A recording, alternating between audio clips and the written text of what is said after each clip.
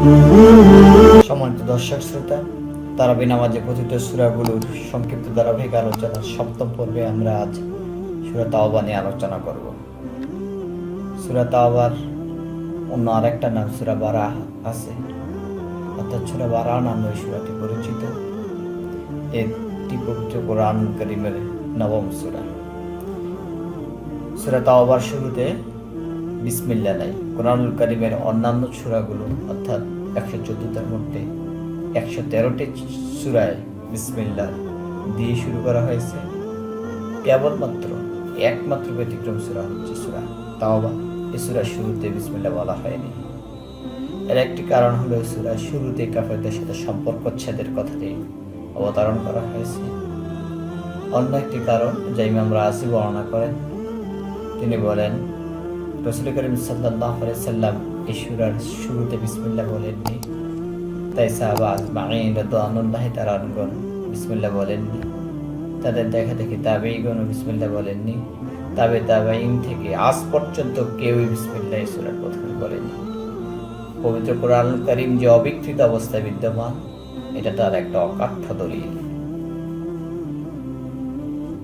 সূরা তাওবা থেকে সবচেয়ে অনুপ্রেরণামূলক ঘটনা হচ্ছে তাবুকের যুদ্ধে মুসলমানদের বিজয়। তৎকালীন পরাশক্তি রোমানদের বিরুদ্ধে যুদ্ধটি সংঘটিত হয়েছিল।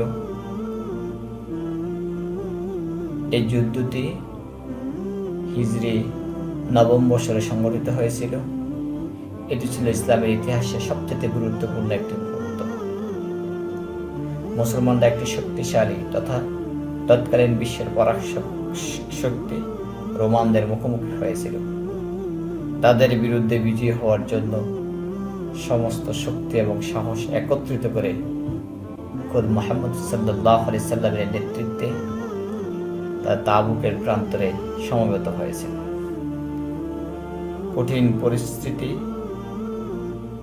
দীর্ঘ দূরত্ব অতিক্রম করেও মুসলমানরা মুহাম্মদ সাল্লাল্লাহু আলাইহি সাল্লামের ডাকে সাড়া দিয়ে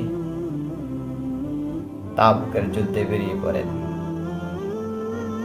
যাত্রাটি দীর্ঘ এবং কঠিন ছিল। যুদ্ধ হয়েছিল তখনকার সুপার পাওয়ারদের বিরুদ্ধে, তাই অসংখ্য মুনাফিক যুদ্ধে যায়নি। তাদের দেখা দেখিও কয়েকজন মুমিনও যায়নি, যাদেরকে পরবর্তীতে আল্লাহ রাব্বুল আলামিন কুরআনুল কারীম নাযিল করে ঘোষণা করেছিলেন। যাই হোক, মুসলমানগণ তাদের বিশ্বাস এবং দৃঢ়তার অবিচল থেকে এই যুদ্ধে জয়লাভ করে।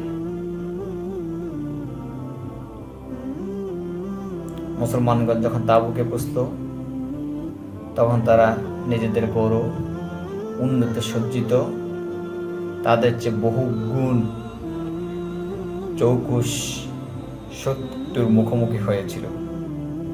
এতদ সত্ত্বেও তারা ঈমানের বলে বলিয়ান হয়ে প্রাণপণ জোরে লড়েছিল। বেশ কয়েকদিন ধরে যুদ্ধ চলে।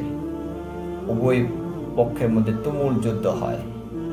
সংখ্যা বেশি হওয়া সত্ত্বেও মুসলমানরা শত্রুদের ব্যাপক ক্ষয়ক্ষতি সাধন করতে সক্ষম হয়। সর্বশেষে রাসূল করিম সাল্লাল্লাহু আলাইহি সাল্লামের নেতৃত্বে মুসলমানরা এই যুদ্ধে বিজয় লাভ করে। প্রতিকূলতার মুখেও বিশ্বাস, সাহস, সংকল্পের গুরুত্বপূর্ণ একটি ভূমিকা পালন করে। এই সূরা থেকে দেখা যায়, পরিস্থিতি যতই হোক না কেন, জীবনের চ্যালেঞ্জের মধ্য দিয়ে আমাদেরকে পথ দেখানোর জন্য আমাদের সামনে আগাতেই হবে। বিশ্বাস থাকতে হবে আল্লাহর উপর, অবিচল থাকতে হবে তার উপর, দৃঢ়তা থাকতে হবে নিজের কাজের প্রতি, লক্ষ্য থাকতে হবে অনড়, তাহলে বিজয় সুনিশ্চিত। এই সূরাটিতে ঐক্য এবং সহযোগিতার গুরুত্ব আরোপ করা হয়েছে। মুসলমানরা শুধুমাত্র একসাথে সম্মিলিতভাবে টিম ওয়ার্কের মাধ্যমে একত্রে কাজ করছে বিদায়ী যুদ্ধে বিজয় অর্জিত হয়েছে। সামগ্রিকভাবে তাবুকের যুদ্ধের বিষয়টি প্রতিকূলতার মুখে ঈমান ও দৃঢ়তার শক্তির একটি অনুপ্রেরণামূলক উদাহরণ। এটা আমাদেরকে মনে করিয়ে দেয় আল্লাহর সাহায্য এবং নির্দেশনায় আমরা যে কোনো বাধাকে অতিক্রম করতে পারি এবং বিজয়ীও হতে পারি। চ্যালেঞ্জ যতই কঠিন হোক না কেন, আল্লাহর পর তাওয়াক্কুল থাকলে, ঈমান দৃঢ়তা থাকলে, সম্মিলিত চেষ্টার মাধ্যমে উত্তরণ ঘটানো সম্ভব হবে। মহান আল্লাহ রাব্বুল আলামিন আমাদেরকে তার দেখানো পথে, তার প্রদর্শিত পথে যেন চলতে পারি সে তৌফিক দান করুক। যারা এখন আমাদের চ্যানেলটি সাবস্ক্রাইব করেননি, মেহেরবানি করে আমাদের চ্যানেলটি সাবস্ক্রাইব করবেন, আমাদের ভিডিওগুলো বেশি বেশি শেয়ার করবেন, আমাদেরকে সঙ্গ দেবেন।